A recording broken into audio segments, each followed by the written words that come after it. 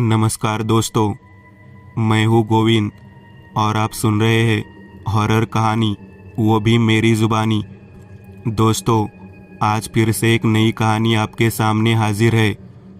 वैसे तो आपने बहुत सी हॉरर कहानियाँ सुनी होगी, लेकिन मुझे पूरी उम्मीद है कि आज की यह हमारी कहानी सुनकर आपको सच में डर का एहसास होने वाला है। बस मेरी आपसे इतनी गुजारिश है कि आप अगर इस कहानी को पूरा सुनेंगे तो सच में बहुत ज़्यादा मज़ा आने वाला है। साथ ही अगर आप पहली बार हमारे इस चैनल पर आए हैं तो चैनल को अभी सब्सक्राइब कर लीजिए। ऐसा करने से हमारी और आपकी नज़दीकियाँ बढ़ जाएगी और आगे आने वाली वीडियो आप तक आसानी से पहुंच जाएगी। तो ज़्यादा समय ना लेते हुए जल्दी से अपनी कहानी को शुरू करते हैं। एकदंत, यह राजेंद्र सुर्वे है जिनसे तुम्हें मिलने के लिए बुलाया गया था, महादेव ने कहा। महादेव के महल में एकदंत, केशव, महादेव और सुर्वे बैठे हुए थे। सुर्वे की उम्र लगभग 40 के आसपास लग रही थी। उनके चेहरे पर तनाव साफ दिख रहा था। महादेव ने दोहराया, एकदंत, यह सुर्वे हमारे दिगंबर से अच्छी तरह से परिचित है। उन्होंने ही उन्हें यहाँ आने की सलाह दी थी। एकदंत ने सुर्वे की ओर देखा। सुर्वे, वास्तव में आपका काम क्या था? एकदंत, काम निजी है, मुझे नहीं पता कि ठीक से कैसे कहूँ। जो भी हो, इसे बिल्कुल स्पष्ट कर दो, तभी हम कुछ मदद कर सकेंगे। एकदंत, कोकन में हमारा एक घर है, बहुत पुराना नहीं, लेकिन शायद 50 के दशक का। मेरे दादाजी के बाद उस घर में कोई नहीं रहता। दरअसल कोई रह ही नहीं सका। एकदंत ने प्रश्नवाचक दृष्टि से उनकी ओर देखा। कहा जाता है कि उस घर में कोई बुरी ताकत है। मेरे दादाजी को भी उसी ताकत ने मार डाला था और उनके बाद चाचा को भी। वास्तव में क्या हुआ था? सुर्वे ने जो वृत्तांत दिया वह कुछ इस प्रकार था। साल 1972 उस घर में मुकुंद, पार्वती और उनका 12 साल का बेटा बल्लाल रहते थे। घर खाड़ी के स्रोत के दूसरी ओर एकांत में बना था और समुद्र भी कुछ ही दूरी पर था। पीछे नारियल का बगीचा था, पास में एक चावल का खेत था। हर चीज की शुरुआत अच्छी होती है। अचानक एक दिन रात के समय मुकुंद माले से नीचे आए। पार्वती और बल्लाल नीचे बैठे हैं। पार्वती, तुरंत अपना और बल्लाल का सामान पैक करो, तुम्हें अपने तालुका गांव वाले घर जाना है। अरे लेकिन क्या हुआ? मैं तुम्हें यह नहीं बता सकता, लेकिन अभी जाओ, तुम्हें मेरी कसम है। देखो, जब तक तुम मुझे नहीं बताओगे मैं कहीं नहीं जाऊंगी। पार्वती, मेरी बात सुनो, तुम दोनों का यहाँ से जाना बहुत ज़रूरी है। मेरी बात सुनो। वह निराश हो गई। उसने सारी आवश्यक सामग्री बैग में भर दी। पार्वती, एक बात याद रखना, चाहे कुछ भी हो जाए, जब तक मैं तुम्हें न बताऊं वापस मत आना। मुकुंद ने कहा, आप किस बारे में बात कर रहे हैं और हमें वहाँ भेजकर आप क्या करने जा रहे हैं? तुम आगे बढ़ो, मैं आता हूँ, वहाँ पहुँचकर तुम्हें सब कुछ बता दूंगा। पार्वती और बल्लाल बैलगाड़ी में सामान रखकर दूसरे गांव गए जहाँ उनका मूल घर था। मुकुंद के बड़े भाई जनार्दन और छोटे भाई दत्त वही रहते थे। जब वह घर आई तो उसने दोनों को पूरी घटना बताई। रात में काफ़ी देर तक इंतज़ार करने के बाद भी मुकुंद घर नहीं आया, इसलिए अगली सुबह जनार्दन, दत्ता और पार्वती अपने घर के लिए रवाना हो गए। घर का दरवाज़ा खुला हुआ था। जनार्दन और पार्वती घर में मुकुंद की तलाश कर रहे थे, लेकिन वह कहीं नहीं मिला। इस बीच उन्हें पीछे से दत्ता की चीख सुनाई दी। वे दोनों वापस आए और सामने का दृश्य देखकर चौंक गए। वहाँ एक पेड़ से मुकुंद की लाश लटकी हुई थी। शरीर सचमुच चिथड़े चिथड़े हो गया है। वह दृश्य देखकर पार्वती को चक्कर आ गया और वह वहीं गिर पड़ी। दत्ता पुलिस लेकर आए और निरीक्षण के बाद शव को नीचे उतारा। दोपहर तक वे सभी शव लेकर अपने घर पहुंचे। जो हुआ उसका किसी को अंदाजा नहीं था। मुकुंद के शरीर पर घाव अजीब थे। सारी रस्में निभाई गई, लेकिन गांव में कानाफूसी शुरू हो गई। पार्वती अभी भी सदमे में थी। कुछ दिनों तक घर बंद था, किसी की वहां जाने की हिम्मत नहीं हुई। कुछ दिन बाद उस घर के परिसर में गांव के एक व्यक्ति का शव मिला। वह चोरी के इरादे से उस घर में गया था। उस दिन के बाद आसपास के गांव के लोगों ने इलाके का बहिष्कार कर दिया। कुछ वर्षों के बाद जनार्दन का बड़ा बेटा जिद से उस घर में गया। उसे घर बेचने की जल्दी थी। उसे किसी भी चीज़ पर विश्वास नहीं था, लेकिन अगले दिन उसका क्षत विक्षत शव घर के दरवाजे पर मिला। इतना कहकर सुरवे रुक गया। तो बल्लाल तुम्हारे पिता है ना? महादेव ने पूछा। हाँ, फिलहाल वह हवेली और वह घर मेरे नाम पर है। क्या तुम्हें लगता है उस घर में कुछ है? एकदंत ने पूछा।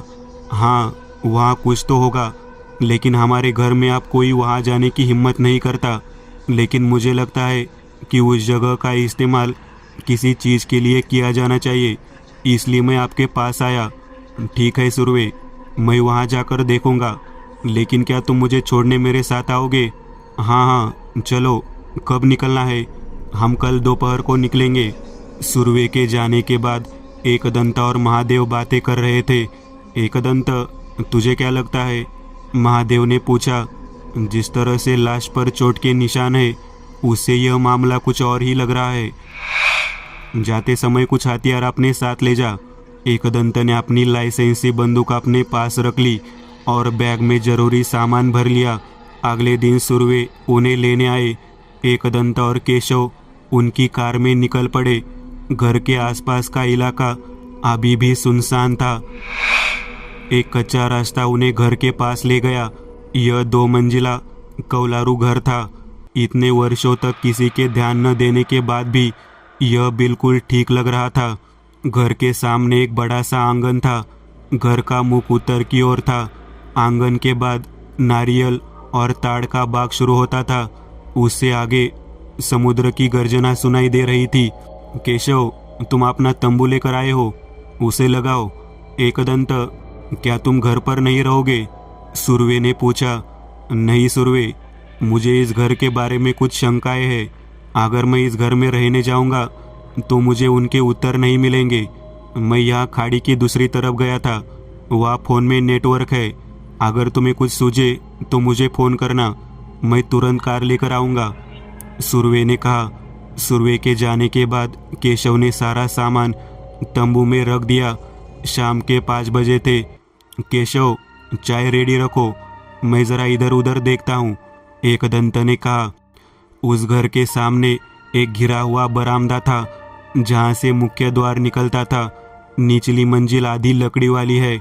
इस पर निर्माण ईंटों से किया गया था। यह 2 मंजिलों वाला एक साधारण ढांचा था और उस पर एक माला था। वे चलते चलते घर के दूसरी ओर पहुँचे। उनका ध्यान उसी पेड़ की शाखा पर गया जहाँ मुकुंद का शव लटका हुआ था। एकदंत ने पीछे से घर की ओर देखा तो उन्हें लगा कि माले की खिड़की पर कोई खड़ा है। एकदंत बिना ध्यान दिए फिर से तंबू के पास पहुंच गए। केशव, चाहे कुछ भी हो जाए उस घर में मत जाना, एकदंत ने चाय की चुस्की लेते हुए कहा। क्या तुम्हें कुछ महसूस हुआ? यहाँ बहुत सारे रहस्य छिपे हैं। कुछ भी नहीं कहा जा सकता कि सामने क्या आएगा।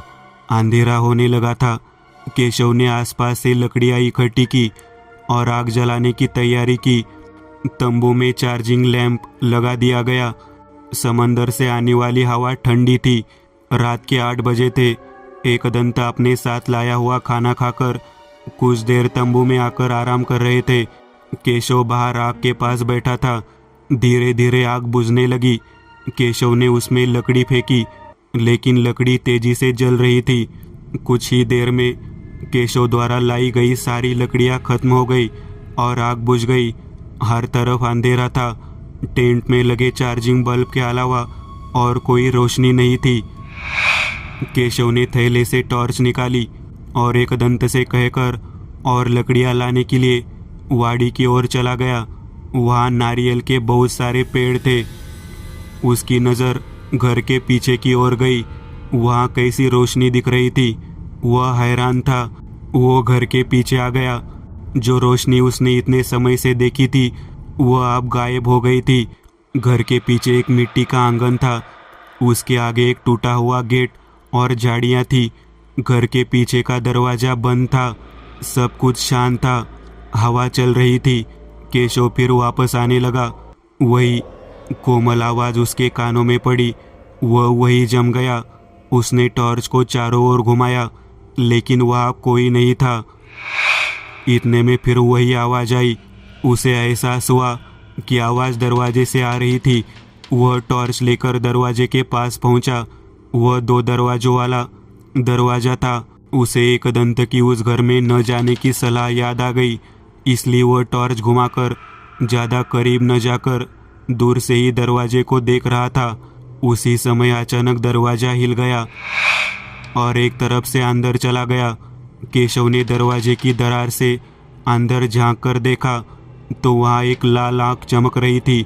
वह थोड़ा चौंक कर पीछे हट गया। उसी समय उसे पीछे से किसी ने धक्का दे दिया। उसने पीछे मुड़कर देखा तो वहाँ कोई नहीं था। उसे लगा कि कुछ अजीब हो रहा है और वह एकदंत की ओर जाने लगा, लेकिन उसके पैर टस से मस नहीं हुए। उसे एहसास हुआ कि उसके पैर किसी चीज़ से बंधे हुए हैं और जब उसने नीचे देखा तो वह चौंक गया। 2 काले हाथ उसके पैर पकड़े हुए थे, लेकिन केवल हाथ ही थे। बाकी शरीर उसे दिखाई नहीं दे रहा था। वह चीखने की कोशिश कर रहा था, लेकिन उसकी आवाज़ बाहर नहीं आ रही थी। उन हाथों की पकड़ मजबूत होती जा रही थी। उसी क्षण दरवाज़ा पूरा खुल गया। अंदर अंधेरा था और उसमें 2 लाल आंखें चमक रही थी। इससे पहले कि वह कुछ समझ पाता, उसके पैर लड़खड़ा गए और वह गिर गया। अगले ही पल उसे घर में खींच लिया गया और दरवाज़ा बंद कर दिया गया। केशव उठ खड़ा हुआ। टॉर्च अभी भी उसके हाथ में थी। उसने चारों ओर देखा और वह रसोई में था। एक स्टोव और उस पर कुछ बर्तन थे।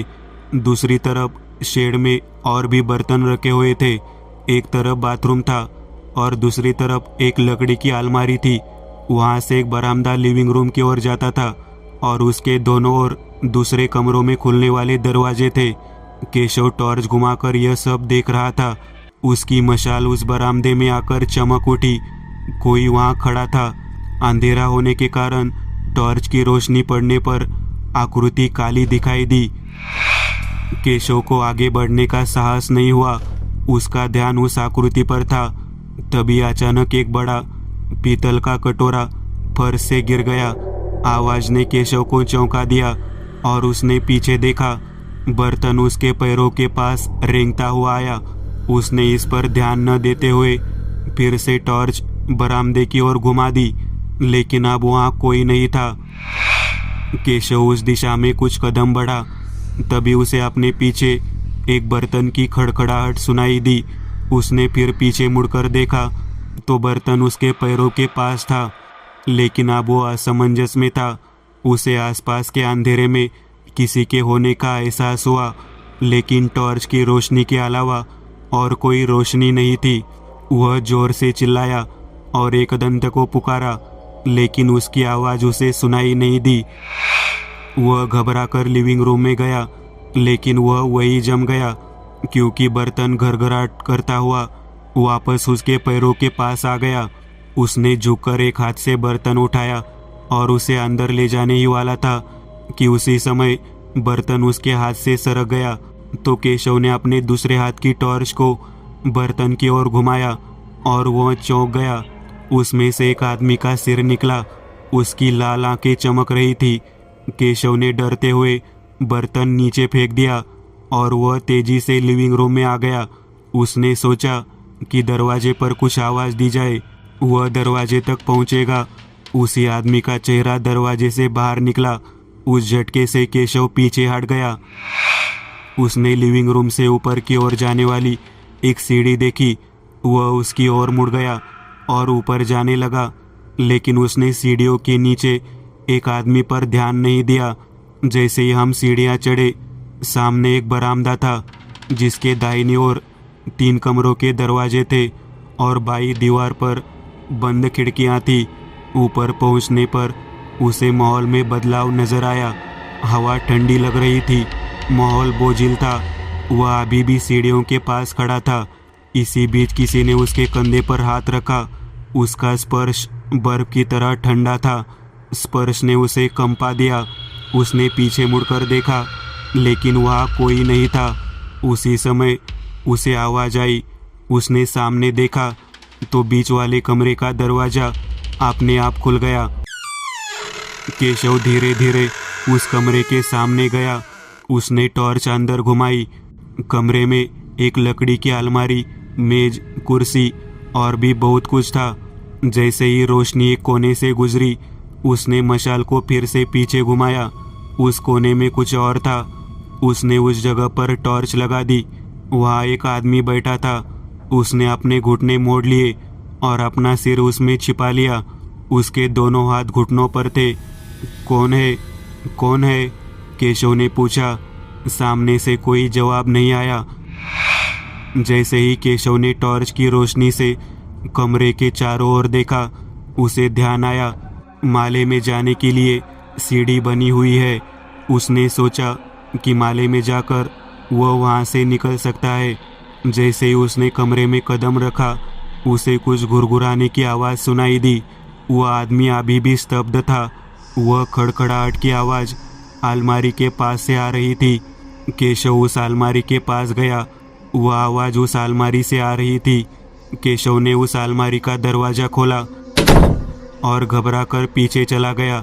उस अलमारी के दाहिनी ओर के डिब्बे में एक आदमी का सिर था और वह गुर्राने की आवाज़ उसी में से आ रही थी। केशव पीछे हट गया। तभी उसका ध्यान वहाँ बैठे आदमी पर गया। उसने अपने पैर सीधे किए और गर्दन ऊपर उठाई, लेकिन उसकी गर्दन पर सिर नहीं था। यद्यपि केशव ऐसी चीज़ें देखने का आदी था, फिर भी उसका मुंह घूम गया। वह तेजी से सीढ़ी पर चढ़ गया और माले में पहुंच गया। शेड बीच में ऊंचा था और बाकी दोनों तरफ ढलानदार छतें थी और वहाँ बहुत सारा सामान और लोहे के बक्से पड़े थे। शेड के एक तरफ केवल एक कांच की खिड़की थी, जिसका उपयोग शायद सूरज की रोशनी के लिए किया जाता था। केशव ने वहाँ पड़ी एक लोहे की रॉड उठाई और खिड़की पर मारी, लेकिन वह खिड़की पर न लगकर केशव के हाथ में लगी। उसी समय पीछे अंधेरे में लाल आंखें चमक रही थी। केशव का शीशा तोड़ने का प्रयास जारी रहा। अंधेरे में उसके पीछे एक आदमी खड़ा था। केशव को लगा कि उसके पीछे कोई खड़ा है, लेकिन उसने पीछे मुड़कर नहीं देखा।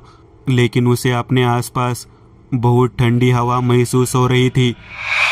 खिड़की खुली नहीं थी, इसलिए उसने मन ही मन नीचे जाने का फैसला किया और बिना इधर उधर देखे सीढ़ी की ओर भाग गया। जैसे ही वह सीढ़ी से नीचे उतरा, उसके हाथ से टॉर्च गिर गई और उसी समय उसे ऊपर अपने हाथ पर किसी का स्पर्श महसूस हुआ। उसने यह नहीं देखा कि यह क्या था। जब वह नीचे उतरा तो टॉर्च उठाने के लिए नीचे झुका, लेकिन उसी समय उसे सामने पैर दिखे। टॉर्च की रोशनी उस पर पड़ी रही थी। वह भयभीत होकर पीछे हट गया। धीरे धीरे वे पैर आगे आ गए। ऊपर देखने की उसकी हिम्मत नहीं हुई। वे पैर अजीब थे, इससे वह और अधिक भयभीत हो गया। उसने पीछे मुड़कर दरवाजे की ओर देखा और बाहर आ गया। वह बिना पीछे देखे सीढ़ियों से नीचे भागा, लेकिन उसी समय उसकी नज़र लिविंग रूम में सोफे पर पड़ी और वह अपना संतुलन खो बैठा। काफ़ी देर बाद भी केशव को न आते देख एक दंत तंबू से बाहर आए और केशव को आवाज़ दी, लेकिन कोई प्रतिक्रिया नहीं होने पर वे उसे ढूंढने के लिए अपना बैग लेकर वाड़ी में आए। उनके हाथ में एक बड़ी टॉर्च थी। केशव कहीं नज़र नहीं आया। उन्होंने घर के पास नारियल के पत्ते पड़े देखे। यह समझकर कि केशव पीछे चला गया होगा, वे पीछे चले गए, लेकिन वहाँ केशव का कोई पता नहीं था। एक दंत बिना रुके घर के मुख्य दरवाजे में घुस गए और सुरवेन द्वारा दी गई चाबी से उन्होंने मुख्य दरवाजे का ताला खोला और दरवाजे को अंदर धकेल दिया। टॉर्च घुमाकर अंदर देखा तो केशव पड़ा हुआ था। उसकी टॉर्च भी वही पड़ी है। वे उसके पास आए। जैसे उसके चेहरे पर पानी की छींटे पड़े, वह झट से उठ बैठा। वह पागलों की तरह इधर उधर देख रहा था। क्या हुआ केशव, क्या देख रहे हो? एकदंत, यहाँ कुछ भयानक है। मैंने उसे देखा। वो यह कह ही रहा था कि अचानक एक धमाका हुआ। एक आवाज़ थी। घर का दरवाज़ा बंद था। एकदंत ने करे के अभिमंत्रित जल की बोतल निकाली। केशव, तुम मेरे साथ रहो। एकदंत टॉर्च लेकर इधर उधर देख रहे थे। इतने में उन्हें वही गुर्राने की आवाज़ सुनाई दी। आवाज़ रसोई से आ रही थी। एकदंत धीरे धीरे उसकी ओर चल पड़े। बीच के बरामदे से गुजरते हुए उन्होंने अपनी टॉर्च उस आवाज़ की ओर घुमाई जो उसी कमरे से आ रही थी। जैसे ही वे सावधानी से आगे बढ़े, सारे बर्तन मन से गिर गए और खड़खड़ाते हुए उनकी ओर आ गए। कैसे तैसे एकदंत बर्तन से बच गए, लेकिन पीछे चल रहे केशव के पैर में तांबे की जोरदार चोट लग गई। एकदंत ने उस स्थान पर टॉर्च घुमाई तो वह चौंक गए। वहाँ एक आदमी खड़ा था। लकड़ी के तख्ते उसके शरीर से आर पार हो गए। एक तख्ती गर्दन से और दूसरा कमर से। वह आंखें बंद किए वहाँ खड़ा था। जैसे ही एकदंत की टॉर्च की रोशनी उसके चेहरे पर पड़ी तो उसने अपनी आंखें खोली। आंखें नहीं थी, केवल खांचे थे। उन्होंने तुरंत उस पर पानी छिड़का। कुछ चिंगारियाँ उड़ी और वहाँ धुआं उड़ गया और वह आदमी धुएं में गायब हो गया। केशव लंगड़ा रहा था क्योंकि उसके पैर में चोट लग गई थी। वे दोनों वापस लिविंग रूम में आए और एकदंत ने बैग से पिशाचवेद निकाला और उसे सामने रख दिया। इसकी मदद से वे सारे इमारत का अतीत देख सके। उन्होंने वेद को सामने रखा और नीचे बैठ गए। केशव हाथ में टॉर्च लिए बैठा था। इसी बीच कहीं से हवा का एक झोंका उनकी ओर आया। इस पर ध्यान न देकर एकदंत ने अपने ध्यान पर ध्यान केंद्रित किया। इसी बीच किसी ने केशव को जोर से धक्का दे दिया। वह दरवाजे के बगल वाली दीवार से टकरा गया और बेहोश होकर गिर पड़ा। आवाज़ सुनकर एकदंत की आंख खुली तो वह चौंक गए। उन्होंने पिशाचवेद के सामने एक आदमी के पैर देखे। उसके एक पैर पर जलने के निशान थे। दूसरे पैर को ऐसा लगा मानो तेज दांतों से काट दिया गया हो। एकदंत ने टॉर्च ली और उसे ऊपर की ओर घुमाया। उनके शरीर में डर की लहर फैल गई। युवक का शरीर आंशिक रूप से जला हुआ था और फुला हुआ था। चेहरे का दाहिना भाग पूरी तरह जख्मी हो गया था। बाईं आंख आंशिक रूप से लाल। उसके होंठ सूज गए हैं और कुछ जगह पर फट गए हैं। एकदंत को उस समय समझ नहीं आया कि वह क्या करे। उन्होंने ऐसा पहली बार देखा था। उन्होंने झट से करे का जल उसके पैरों पर छिड़क दिया, लेकिन उसे कुछ नहीं हुआ। उसने पिशाचवेद को अपने पैर से एक तरफ फेंक दिया और अगले ही पल एकदंत को लात मारकर भगा दिया गया। वो पीछे वाले दरवाजे से टकरा गए। उनकी पीठ पर दाहिनी ओर जोरदार प्रहार किया गया। जैसे ही वे अपने आप को संभाल रहे थे, वह आदमी उनके सामने खड़ा था। उस आदमी ने उन्हें वापस लात मारी, लेकिन एकदंत तेजी से एक तरफ हट गए और उस आदमी का पैर दरवाजे से टकरा गया। उस झटके से दरवाजा टूट गया। केशव अभी भी बेहोश था। एकदंत ने अपने बैग से बंदूक निकाली और बिना सोचे समझे उस आदमी की ओर 2 गोलियां चला दी। लेकिन आश्चर्य की बात यह है कि वे गोलियां उसके शरीर में लगी और वे गिर पड़े। उसी क्षण उन्होंने सीढ़ियों पर वही आंखें चमकती देखी। उन्होंने उस दिशा में गोलियां चलाई, लेकिन गोलियां दीवार पर लगी। उसी समय उस आदमी ने केशव को उठाया। उन्हें इस बात का अंदाजा हो गया था कि वह उसके साथ क्या करने वाला है। उन्होंने तुरंत बैग से एक ऊद निकाला और उस पर कोई मंत्र पढ़कर उस आदमी की ओर उड़ा दिया। उसी क्षण उसने केशव को नीचे गिरा दिया और वह तेजी से सीढ़ियों से ऊपर चला गया। एकदंत तुरंत केशव के पास आए और उसे घर के बाहर खींच लाए। कुछ देर तक उसके चेहरे पर पानी की छींटे मारने के बाद उसे होश आ गया। उसके सिर पर वार किया गया। एकदंत, क्या हुआ? वो केशव ने दरवाजे की तरफ इशारा करते हुए कहा। एकदंत ने सबसे पहले टॉर्च को दरवाजे की ओर घुमाया तो दरवाजे में एक आदमी की आकृति दिखाई दी, लेकिन वह आदमी पारदर्शी लग रहा था। उसकी लाल आंखें चमक रही थी। इससे पहले कि वह कुछ कर पाता, एकदंत ने अपनी जेब से एक नींबू निकाला और कुछ मंत्र पढ़ते हुए उसकी ओर फेंक दिया। नींबू दरवाजे के सामने गिरा और उसमें से लाल रंग का तरल पदार्थ निकला। उसी समय वह आदमी वहां से गायब हो गया। क्या बात है? मुझे कुछ समझ नहीं आ रहा केशव। क्या हुआ एकदंत? मुझे नहीं पता कि इस घर में कितनी बुरी ताकतें हैं, और सबसे महत्वपूर्ण बात, वह भयानक आदमी। मैंने भी उसे देखा। इतनी भयानक आकृति मैंने पहले कभी नहीं देखी थी। वह सोफे पर बैठा था। उसे देखकर ही मेरा सिर चकरा रहा था। वह आत्मा नहीं है केशव, उसका शरीर तो मनुष्य का है। क्या? लेकिन फिर मनुष्य होके भी? वही तो। मैंने उस पर 2 गोलियां चलाई, वे उसे लगी और गिर गई। तो निश्चित रूप से उसके बारे में कुछ अजीब है। इसके अलावा यहाँ निश्चित रूप से एक आत्मा है। तो फिर क्या करे एकदंत? उस आदमी के बारे में सोचते हुए मेरे मन में एक संदेह पैदा होता है, लेकिन पिशाचवेद अंदर है, इसलिए कुछ भी स्पष्ट नहीं है। मैं अंदर जाता हूँ और पिशाचवेद लाता हूँ। तुम यही रुको और इस घेरे से बाहर मत आना। यह कहकर एकदंत ने केशव के चारों ओर चावल का एक घेरा बना दिया। रात के 11 बजे थे। एकदंत दूसरे बैग से कुछ सामान लिया। एक हाथ में टॉर्च और दूसरे हाथ में करे पानी की बोतल लेकर वे फिर घर में दाखिल हुए। उनके कंधे और पीठ में दर्द हो रहा था। वे पिशाचवेद के पास पहुंचे। उसी समय गिरा हुआ दरवाजा अपने आप ऊपर उठ गया और एकदंत की वापसी का रास्ता रोक दिया। एकदंत सतर्क हो गए।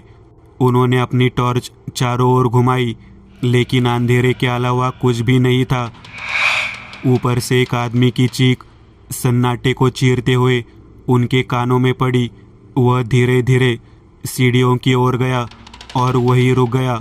सीढ़ियों से वही आदमी हाथ के सहारे तेजी से सीढ़ियों से नीचे उतर रहा था। एकदंत की टॉर्च की रोशनी उसके चेहरे पर पड़ी। हर तरफ अंधेरा होने के कारण उस रोशनी में उसका चेहरा और भी भयानक लग रहा था। चेहरे का एक तरफ का हिस्सा कटा हुआ था, चमक रहा था। दांत आंशिक रूप से दिखाई दे रहे थे। उन सूजे हुए होठों से खून रंजित लार गिर रही थी। वह एक एक सीढ़ी नीचे आ रहा था। इसी बीच एकदंत को पीछे से जोरदार टक्कर लगी और वह आगे की सीढ़ियों पर गिर गया। हाथ में रखी पानी की बोतल नीचे गिर गई। वह सीढ़ियों से उठने की कोशिश कर रहे थे, तभी उनकी पीठ पर दबाव पड़ने लगा। वह आदमी उनकी पीठ पर पैर रखकर खड़ा था। एकदंत ने जैसे तैसे मुड़कर देखा, तभी उसकी उंगलियों से लंबे लंबे नाखून निकल आए।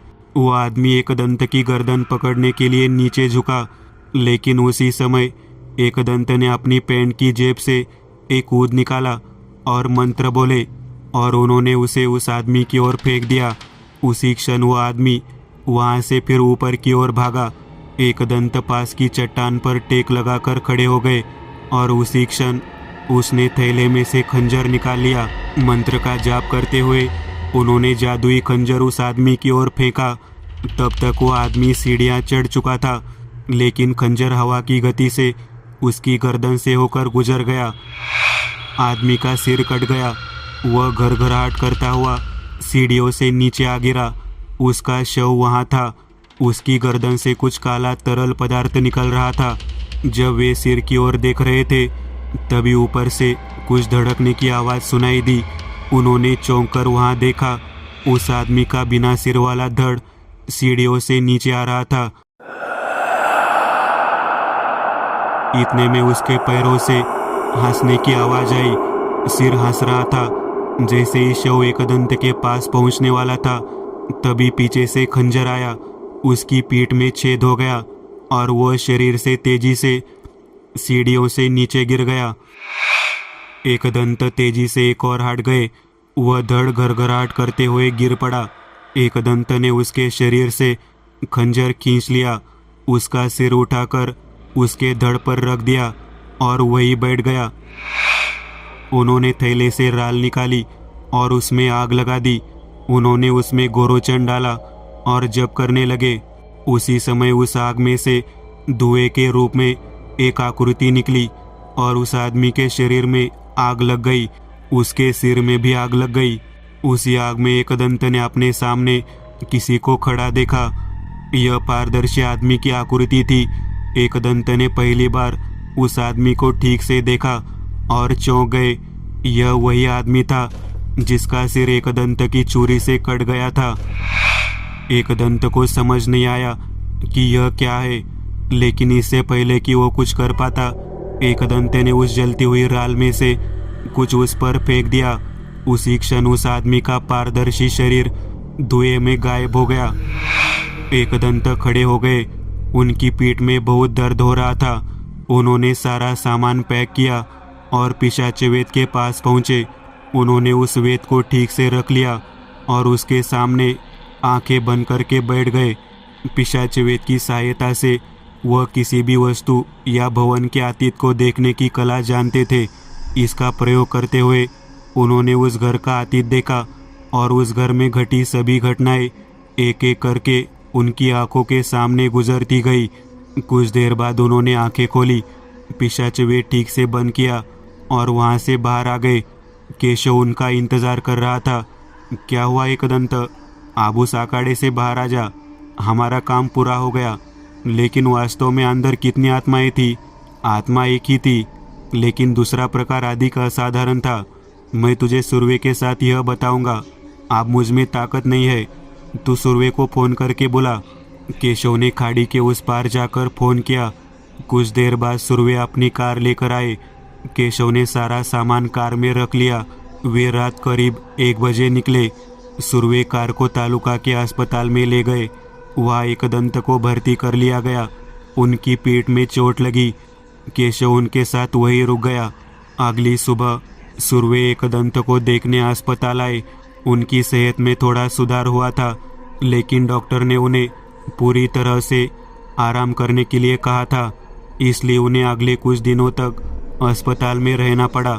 एक दंत, आप तुम्हारी तबीयत कैसी है? सुरवे ने पूछा। बेहतर महसूस हो रहा है, लेकिन पीठ में अभी भी दर्द है। लेकिन यह कैसे हुआ एक दंत? प्रेत मसान, उसकी वजह से इतना लगा। तो वास्तव में उस घर में क्या चल रहा था एक दंत? प्रेत मसान एक अनुष्ठान है।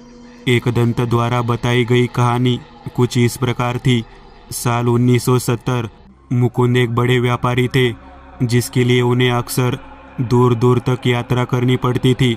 अधिकांश समय उनकी यात्रा नाव या जहाज से होती थी।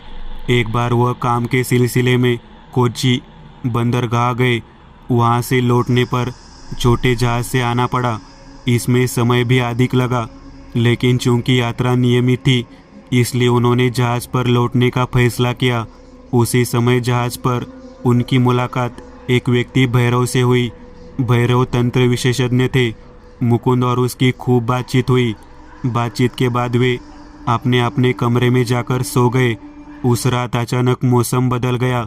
समुद्र की लहरें ऊंची हो गई। हवा तेज चल रही थी।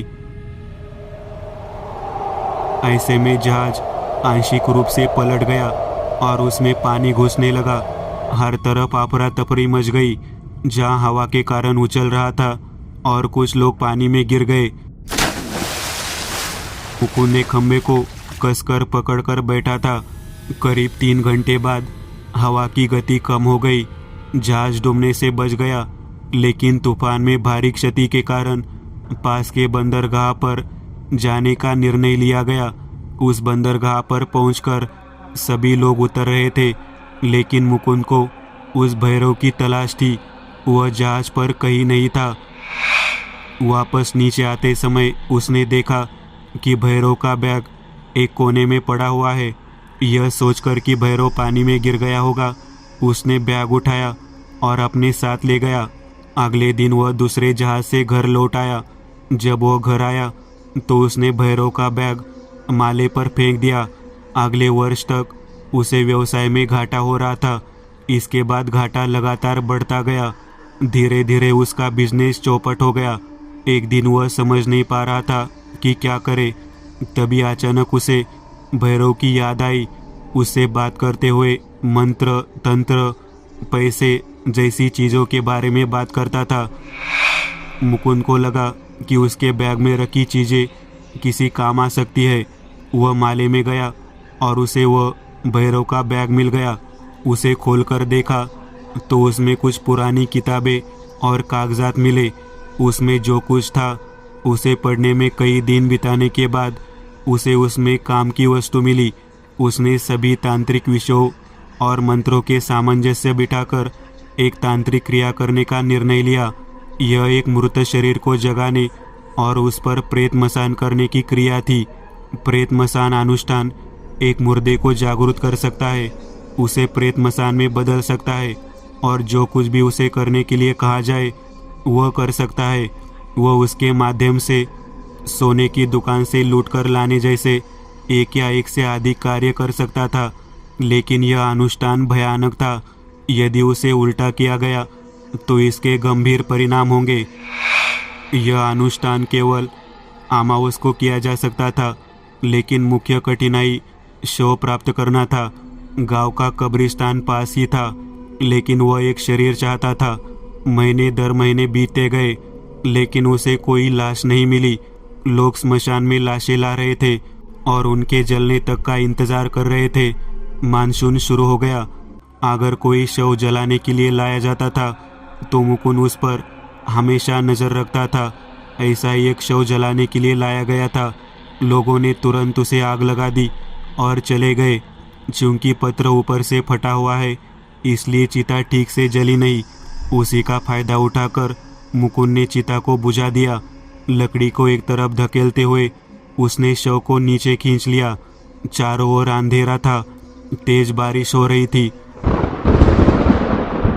वहाँ एक पीला बल्ब जल रहा था। इस तरह वह आज जले शव को घसीटकर एक कोने में ले गया। उसका शरीर सूज गया था, चेहरे का एक हिस्सा जल गया था। उस भयानक दृश्य को देखकर एक क्षण के लिए उसकी छाती बैठ गई, लेकिन उसने लाश को घसीटकर घर के बगल में एक खाली पड़े मकान में रख दिया। अमावस से एक दिन पहले उसने किसी कारणवश घर के लोगों को दूसरे घर भेज दिया और फिर वह शव लाने के लिए पुराने घर में गया। चूहों ने उसका एक पैर चबा लिया था। उसने शव को साड़ी में लपेट दिया। उसके घर का हिस्सा भी सूना था, इसलिए वहाँ उसे देखने वाला कोई नहीं था। वह शव को अपने घर में ले आया। एहतियात के तौर पर उसे घर के चारों ओर बांधना था, ताकि अगर कुछ गलत हो तो भी बुरी शक्ति घर से बाहर न जा सके। इसमें हल्दी के साथ काले तिल मिलाकर, निर्गुंडी का अर्क मिलाकर, उस मिश्रण को पानी से भरी बाल्टी में डालकर उसमें दिए गए मंत्रों का उच्चारण करके पूरे घर में घेरा बनाया गया। इसके बाद वह घर आया और शव के सामने बैठ गया। उस कागज पर मंत्रों को बिना किसी रुकावट के बोलना था। एक और मोटा दीपक जल रहा था। उसका जब बढ़ गया। अचानक उसकी नज़र लाश के दूसरी तरफ एक आदमी पर पड़ी। इतनी देर तक वहाँ कोई नहीं था।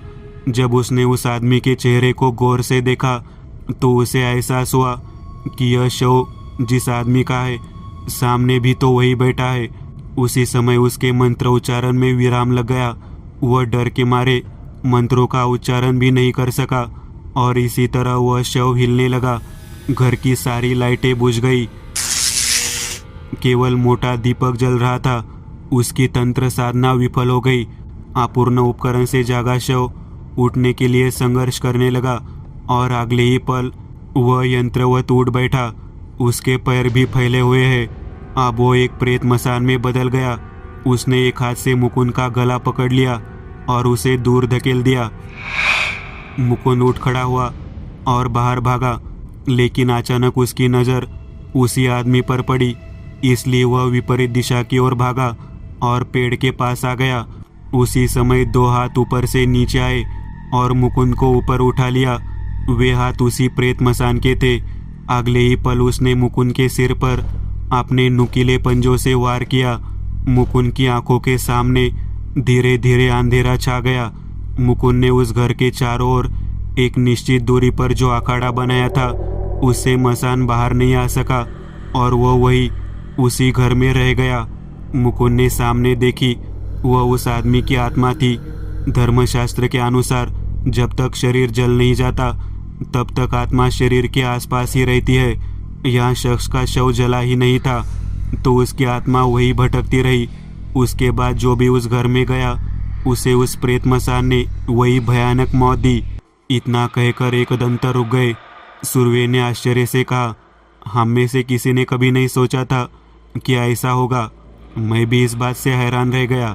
जब मैंने देखा कि आत्मा का चेहरा वही है तो मैं भी परेशान हो गया, लेकिन मामला शांत हो गया। तो मुझे जो परेशानी हुई वह उस आदमी की आत्मा के कारण थी, है ना? केशव ने पूछा।